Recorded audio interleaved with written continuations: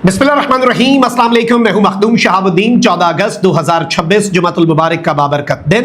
नाज़रीन इकराम, कुछ इंतहाई आम तरीन अपडेट्स हैं जो आपके सामने रखनी है। मक्का दिफाई मुआहिदा, एक जानिब पूरा आलम इस्लाम इसका खैर मकदम कर रहा है, ईरान से लेकर कतर से लेकर मिस्र और फिर इंडोनेशिया मलेशिया से लेकर फ़लस्तीन तक मक्का दिफाई मुआहिदे का खैर मकदम किया गया है। और अगर आप एक ब्रॉडर पर्सपेक्टिव में देखें तो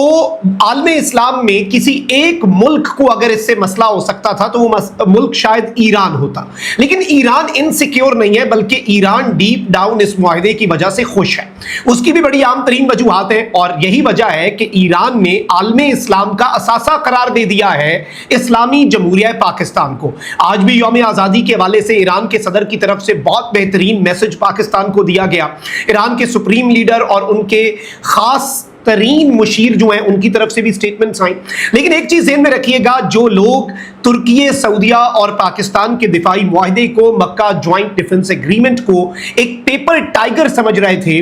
कागजी शेर समझ रहे थे, ये मुआहिदा अब फुल फ्लेज तरीके से, ये चीज आप ज़हन में रखिएगा कि अब अमली इक़दामात की तरफ बढ़ रहे हैं और जो स्पीड है वो बहुत इंटरेस्टिंग है, बहुत इंपॉर्टेंट है। और इस स्पीड का कम अज कम मैं ज़ाती तौर पे ये समझता हूं कि इतनी तेजी से इसे अमली जामा पहनाया जाएगा ये मैं एक्सपेक्ट नहीं कर रहा था। और अब कुछ बड़ी डेवलपमेंट्स हुई हैं नाज़रीन इकराम, और पाकिस्तान को एक लीडिंग रोल जो है वो दे दिया गया है। ये सारी अपडेट्स डिस्कस कर लेते हैं, लेकिन उससे पहले अगर अभी तक आपने इस वीडियो को लाइक नहीं किया, लाइक जरूर कर दें। कमेंट सेक्शन में राय का इजहार भी कीजिएगा। पाकिस्तान जिंदाबाद का नारा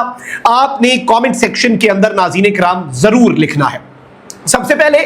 तुर्की की डिफेंस मिनिस्ट्री जो है उसने ऑफिशियली स्टेटमेंट दे दी है कि अब हम पाकिस्तान के साथ और सऊदिया के साथ ज्वाइंट मिलिट्री मैनूवर्स करने जा रहे हैं, ज्वाइंट डिफेंस प्रोडक्शन करने जा रहे हैं, और एक सेक्रेटेरिएट का कयाम जो है उस पर तेजी से अमल शुरू कर दिया गया है।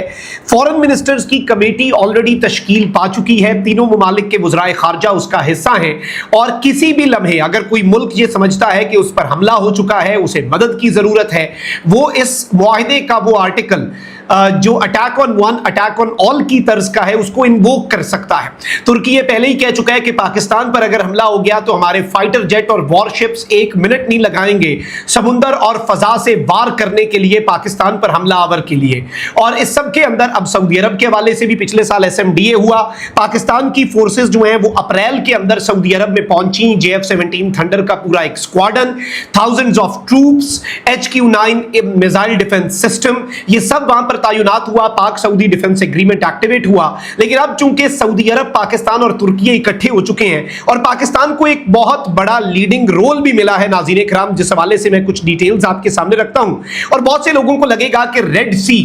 बहीरा अहमर, ईरान का उससे डायरेक्टली कोई कंसर्न नहीं है, लेकिन रेड सी में आबनाए बाबुल मंदब है और उस पर यमन के हौसी, सना का और हुदैदा पोर्ट जो है और सना का जो एरिया है जहां पर हौसियों का कंट्रोल है, उन एरियाज के जरिए बहीरा अहमर में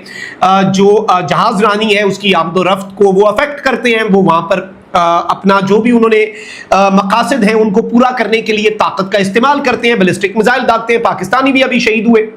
अब ईरान डायरेक्टली इसमें स्टेक होल्डर नहीं है, नंबर वन। नंबर टू, ये याद रखिएगा कि इससे पहले अमेरिका जो है, अरब अमेरिका की तरफ जाते थे कि जी ये हमारा फड्डा बन गया, आए मिलकर लड़ते हैं। But this is the first time कि एक मैरी टाइम डिफेंस अलायंस जो है नाज़रीन इकराम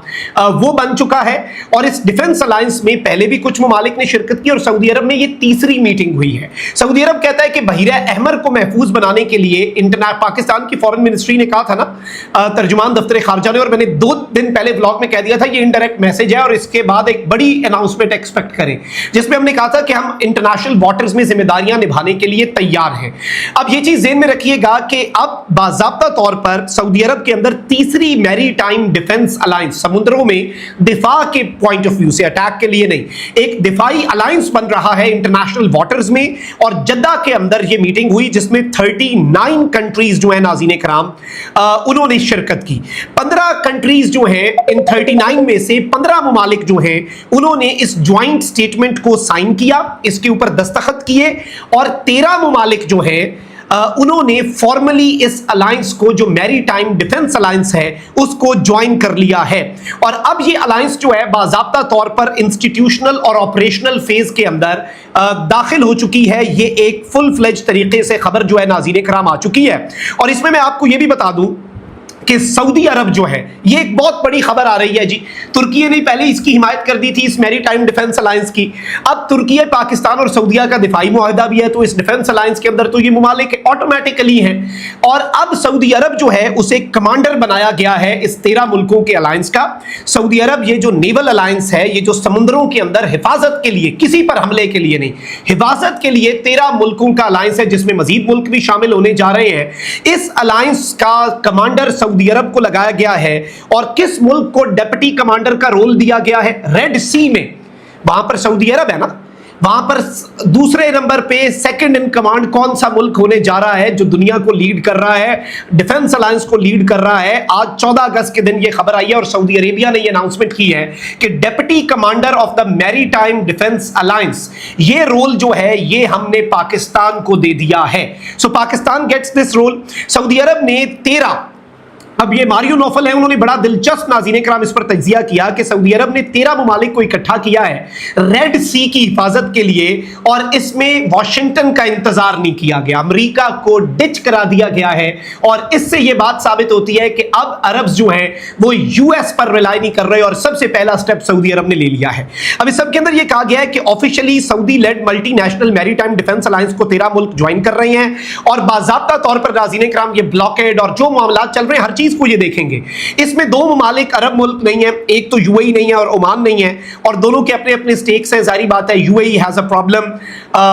کچھ چل رہے ہیں بہت سے معاملات کے اندر سعودی عرب کے ساتھ، عمان جو ہے اس کا ایران کے ساتھ، کیونکہ آپ کو پتا ہے کہ آبنائے ہرمز کا شیئرنگ کا معاملہ ہے۔ لیکن یہاں پر اہم ترین چیز یہ ہے کہ سال ہا سال تک ہمیشہ سے ناظرین کرام میں آپ کو یہ بتا دوں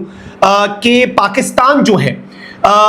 وہ سعودی عرب کے ساتھ تو رہا ہے، لیکن واشنگٹن ہمیشہ سے ریڈ سی کے اندر، بحیرہ احمر کے اندر کسی بھی الائنس کو اگر کسی ملک نے ڈیکیڈز میں لیڈ کیا ہے تو وہ ہے United States of America, and this is the first time کہ U S is out of this. اب ایک طرف تو حوثیوں کے لیے بہت بڑا چیلنج ہے، لیکن ایران اگر لانگ ٹرم دیکھے، ایران کا مطالبہ یہ ہے کہ عرب ممالک امریکہ پر ریلائی نہ کریں، امریکہ سے دور ہو جائیں اور اپنے معاملات کو خود دیکھیں۔ تو اب یہ ریجن اپنے معاملات کو خود دیکھ رہا ہے، اور پہلی مرتبہ امریکہ اس میں نہیں آیا، اور اس مرتبہ سعودی عرب، اور عالمی میڈیا یہی بات کر رہا ہے کہ ریڈ سی کولیشنز میں یو ایس کے فنگر پرنٹس ہوتے تھے آل اوور اٹ، اس میں ہر جگہ امریکہ ہوتا تھا منظر عام پر یا پس پردہ، اور اب سعودی عرب نے نہ امریکہ سے پوچھا، نہ امریکہ بہادر کا انتظار کیا، 13 ممالک کو اکٹھا کیا، برانڈ نیو